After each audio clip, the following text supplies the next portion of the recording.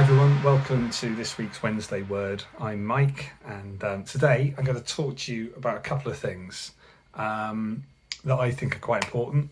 I'm going to talk about the difference between being a peacemaker and being a peacekeeper, and what God might have to say to us and why that's important for our daily lives.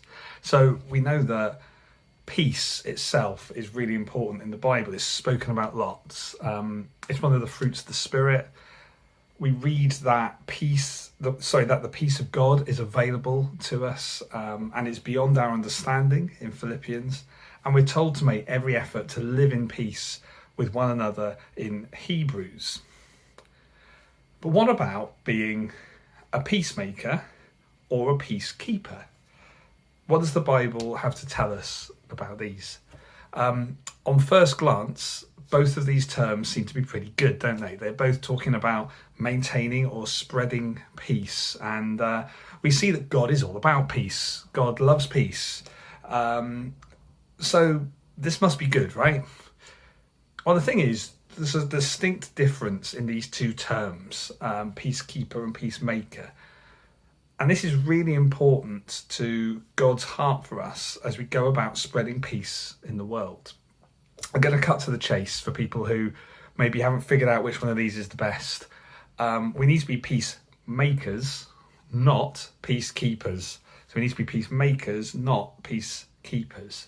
You may think that's weird, so I'll let you have a few moments for that to settle in. But how many times do you think the word peacekeeper is in the Bible?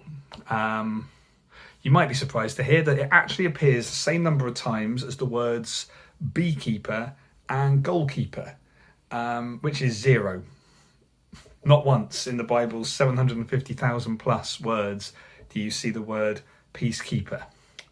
Now, peacemaker, on the other hand, gets 2 distinct direct mentions in Matthew 5 verse 9. Blessed are the peacemakers, for they should be called children of God. And James 3 verse 18, peacemakers who sow in peace reap a harvest of righteousness. And there's a string of related similar phrases there as well. So why do I bother making this distinction? What's so bad about being a peacekeeper? On the surface, it does sound great. We say things like, just keep the peace. It sounds like you're putting your preferences aside to avoid conflict, and to stop someone from getting angry or upset. It kind of sounds what God would want us to do, doesn't it? Well, not really. You see, when you look closer at being a peacekeeper, it focuses more on you than it does the other person. You're saving yourself from a conflict. You're avoiding the other person, or avoiding standing up against some action they did, which might be sinful or might just be upsetting to you. And you're choosing to push that feeling down, that there's a wrong that needs to be righted. This might all sound quite strange to you, that being a peacekeeper is not a good thing. But think about the accounts of Jesus's time on earth.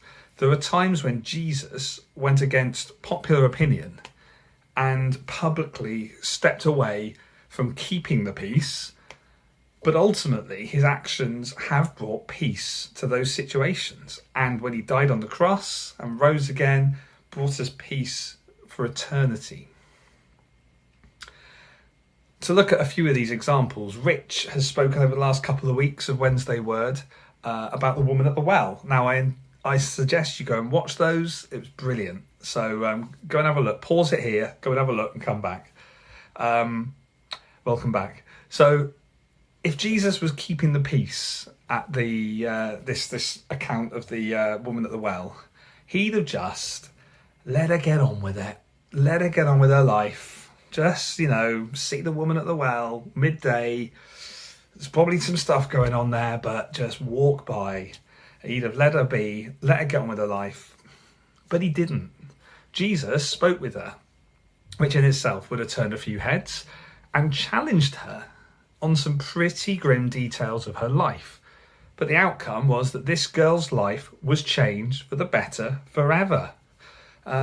Looking at other bits of the Bible now, Jesus ate with tax collectors. The peacekeeping thing to do would have been just to avoid them, let them get on with their own lives, just keep out the way. But he didn't. He didn't hide the fact that he was willing to go out of the accepted norm to bring spiritual healing to those who needed it. In Matthew 9, when Jesus hears that the Pharisees are questioning Jesus' decision to eat with the tax collectors, the passage says, on hearing this, Jesus said, "It is not the healthy who need a doctor, but the sick." And again, the outcome was that these tax collectors' lives were changed for the better forever. One more example. In James 2, we see the account of Jesus clearing the temple courts. Now, Jesus observed that there were people in the temple selling cattle and doves and basically generally turning this whole area of the temple into Primark on Christmas Eve. And now, if Jesus was going to be keeping the peace, he would have tutted, rolled his eyes, walked past, avoided it. But no, Jesus took the time to sit down, make a whip out of cords, and then went and reset the purpose of the temple. Not as a marketplace, but as a place to worship God. And again, the outcome was lives were changed for the better forever. So maybe there's situations in your life and in my life that you're aware of that you might be avoiding to keep the peace. Maybe if you speak out in faith, you too might change lives for better forever with the power of the good news of the gospel. So, what's so good about being a peacemaker? Well, first off, we saw earlier that peacemakers will be blessed and called children of God. Now, if there was no other reason for them to pursue a life of being a peacemaker than this, it would be worthwhile. I mean, who wouldn't want to be blessed and called children of God? Blessed children of God. It would be amazing. But there's more. When we see when we seek to be peacekeepers, peacemakers even, it is confusing, I'm getting mixed up. When we seek to be peacemakers, we make a decision and a shift in thinking. We go from a peacekeeping attitude of, well, let bygones be bygones, let it be, let's just keep the peace. And we move to a proactive peacemaker attitude of, I'm going to actively do something to make this situation better. I want to see lives change for the better forever. To be peacemakers, we need to step out in faith and actually do something. Now, this feels like a bit of a risky move, and in many ways it is. Rather than passively just ignoring a situation and labelling it keeping the peace so we can sleep at night knowing that, I would do something, but I'm just keeping the peace. When we do this, we give God permission to work through us. If we want to be peacemakers instead of peacekeepers, we are giving God permission to work through us. We're saying to God, what do you want me to do? Use me in this situation for the better. So like the woman at the well, maybe there's somebody who we can befriend, somebody who we can get chatting with at work or at the school gates.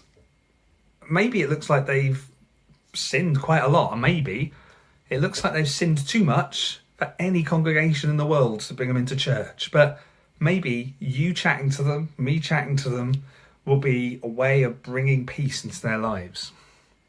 And like when Jesus ate with the tax collectors, is there somebody we're avoiding who we know in the back of our mind we should reach out to, even if people around us would judge us?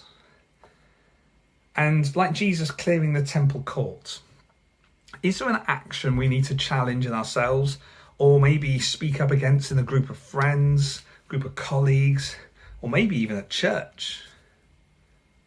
When we make choices to step out in faith and to take action to make peace happen by being peacemakers, by making peace, we're going to see lives around us changed for the better forever. And when we do this, we're giving God permission to use us, and we're saying to God, your will be done. Thanks for watching, and hope you have a great rest of the week.